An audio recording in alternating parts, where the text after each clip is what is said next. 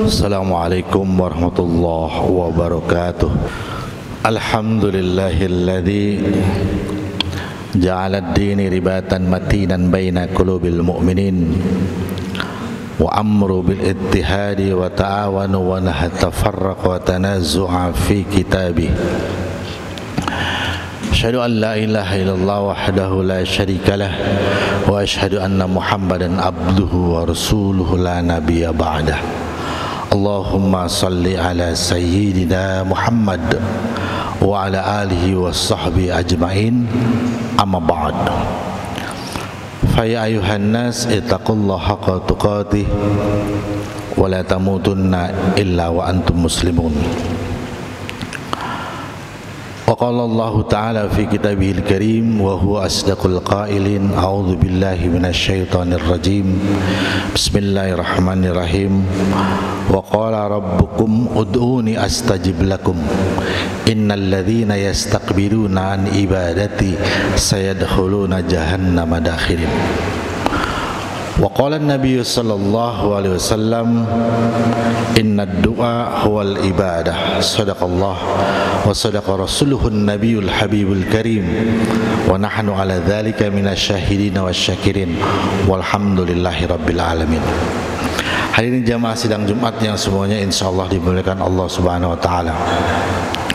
Puji dan syukur mari senantiasa kita panjatkan kehadirat Allah Rabbul Izzati, Tuhan seru sekalian alam, yang telah memberikan kita begitu banyak nikmat sehingga pada kesempatan siang hari ini di tempat yang mulia ini kita kembali bisa hadir di dalam rangka melaksanakan kewajiban kita, yaitu menunaikan sholat Jumat.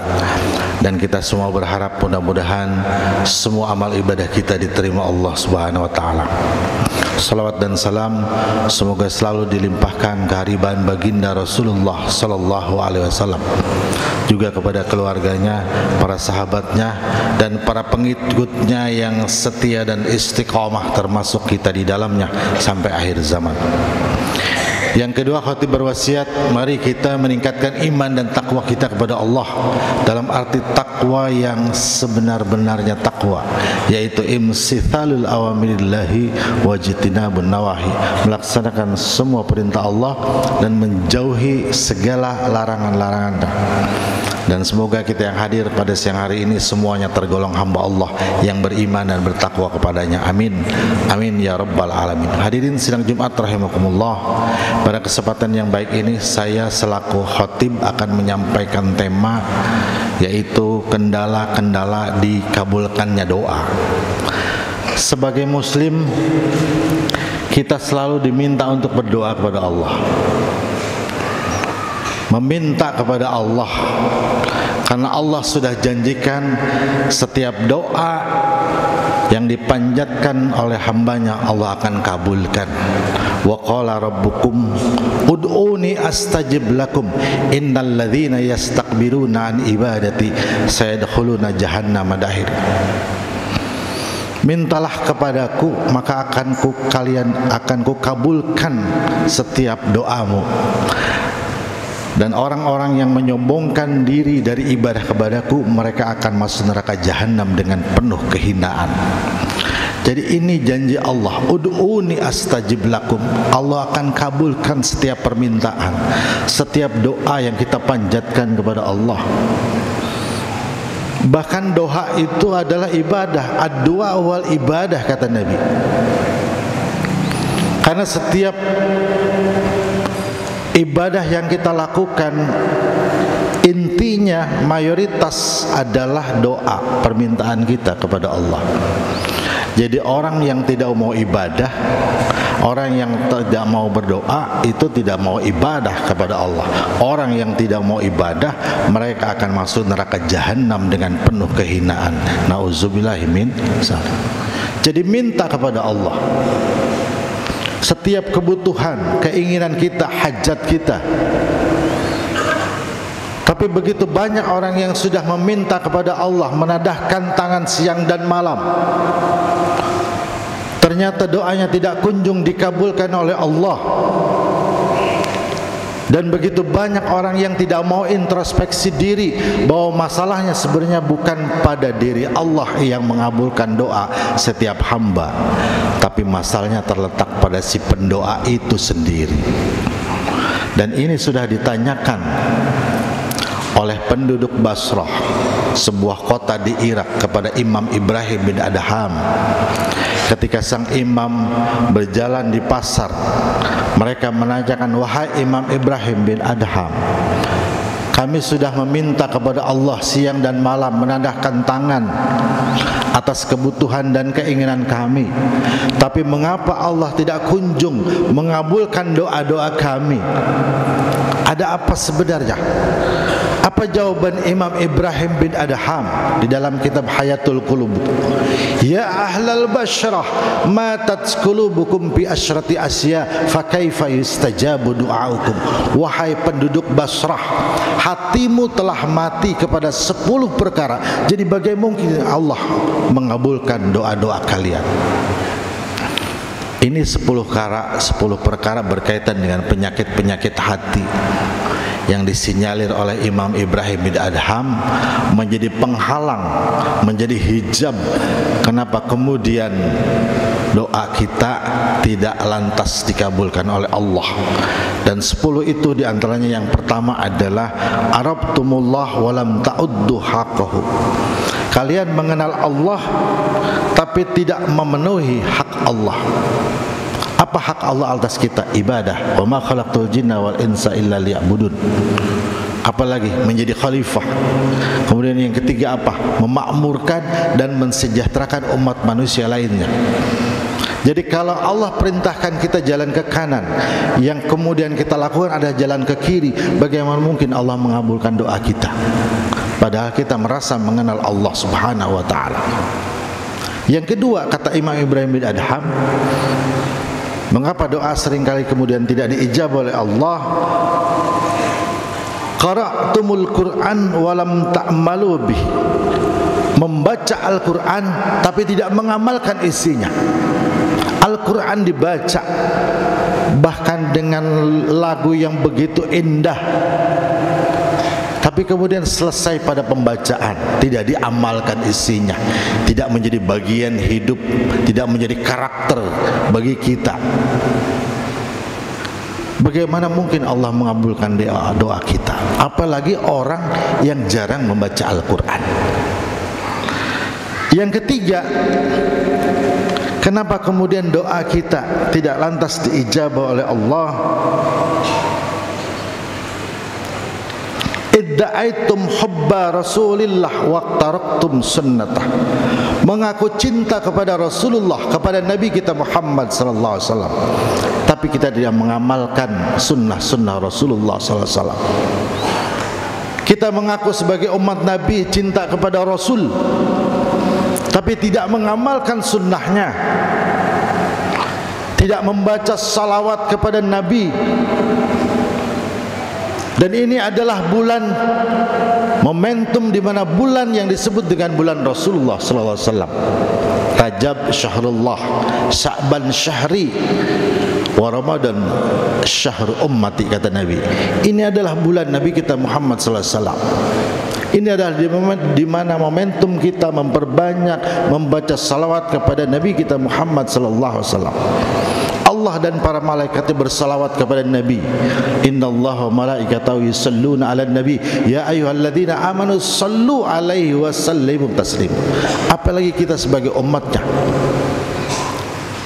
kalau kita tidak banyak bersalawat kepada Nabi, tidak menghidupkan sunnah-sunnah Rasul, tapi kita mengaku cinta kepada Rasulullah, bagaimana mungkin doa kita diijabah menurut Imam Ibrahim bin Adham?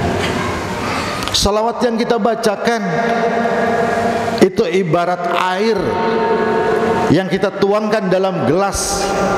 Kalau kemudian air itu dituangkan terus, air itu akan penuh. Dituangkan terus, maka air itu akan tumpah. Begitulah perumpamaan salawat yang kita bacakan kepada Rasulullah. Rasulullah tidak butuh salawat kita, karena beliau adalah orang yang dimaksum, dijaga dari perbuatan dosa dan kesalahan.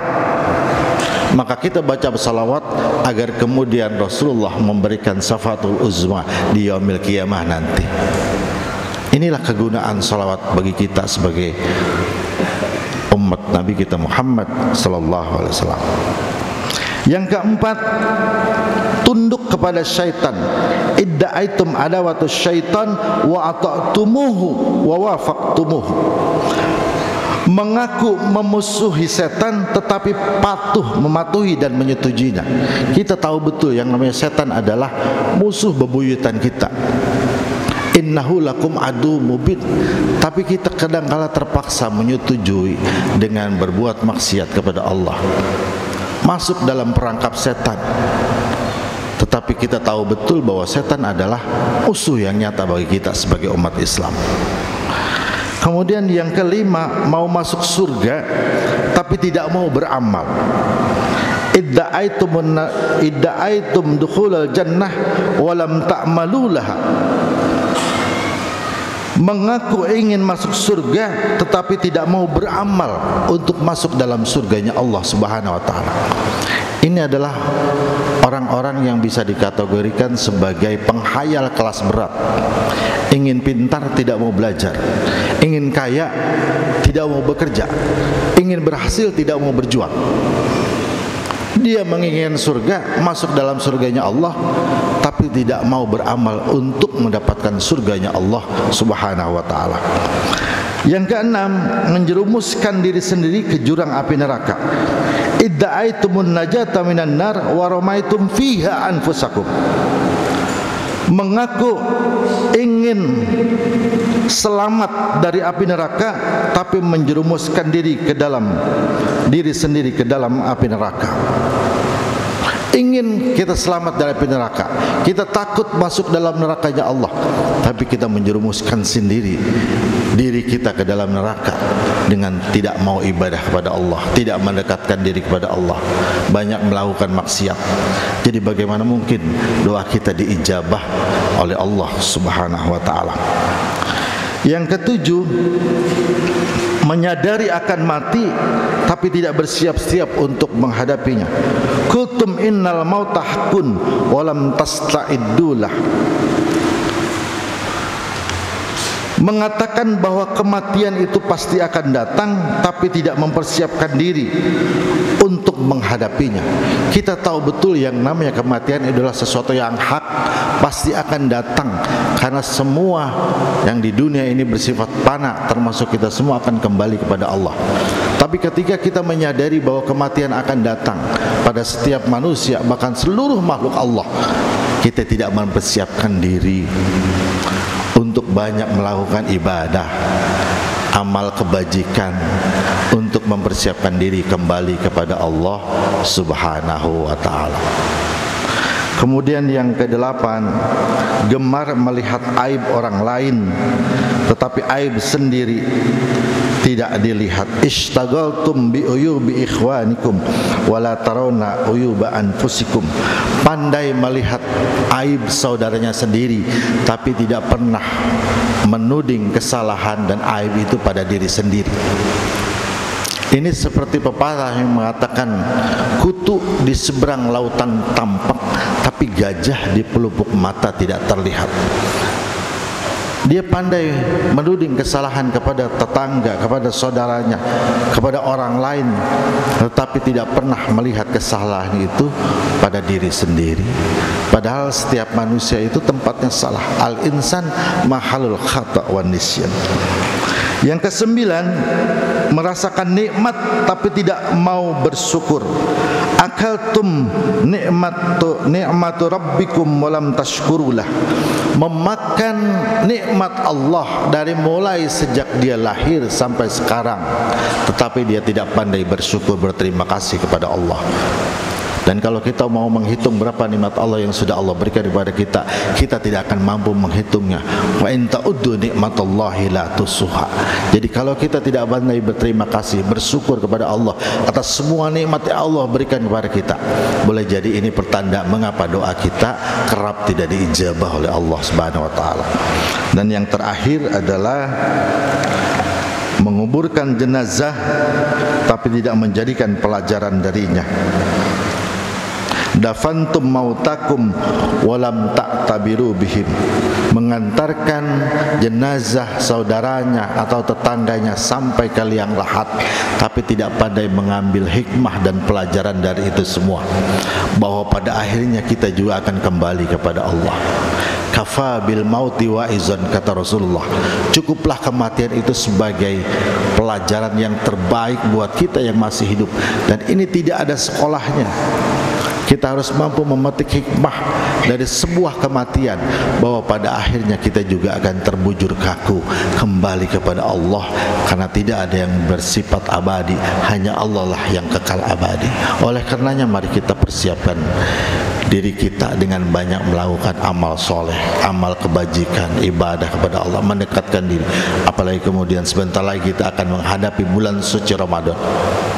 Kita berharap kita bersih hati dalam rangka menyongsong bulan suci Ramadan, dan insya Allah dan mudah-mudahan kita kembali bisa bertemu dengan bulan yang suci ini dan bisa melaksanakan ibadah dengan sebaik-baiknya. Inilah yang dapat kami sampaikan pada kesempatan Jumat yang baik ini. Mudah-mudahan dan kita berdoa kepada Allah, semoga setiap doa kita, setiap keinginan dan hajat kita selalu dikabulkan oleh Allah Subhanahu wa taala. Terakhir mari kita berdoa kepada Allah, semoga Allah mengampuni dosa-dosa kita, dosa guru-guru kita, dosa orang tua kita, dan dosa para pemimpin bangsa kita. Semoga Allah jadikan anak-anak kita anak-anak yang soleh dan solehah, anak-anak yang berbakti kepada orang tua, agama dan bangsanya. Terakhir, ini adalah hari jadi Kota Bekasi. Kita doakan mudah-mudahan Bekasi semakin jaya, masyarakatnya semakin sejahtera, kita semua diliputi kesehatan untuk terus bisa membangun Bekasi ke depan, dan mudah-mudahan selalu mendapat ridho Allah Subhanahu wa taala. Barakallahu li wa lakum bil Qur'anil azim, wa nafa'ani wa iyyakum ya fi minal ayati wa dzikril hakim, wa taqabbala minni wa minkum tilawatahu innahu samil alim. Aqulu qauli hadza wastaghfiru innahu huwal ghafurur rahim. Allahumma salli ala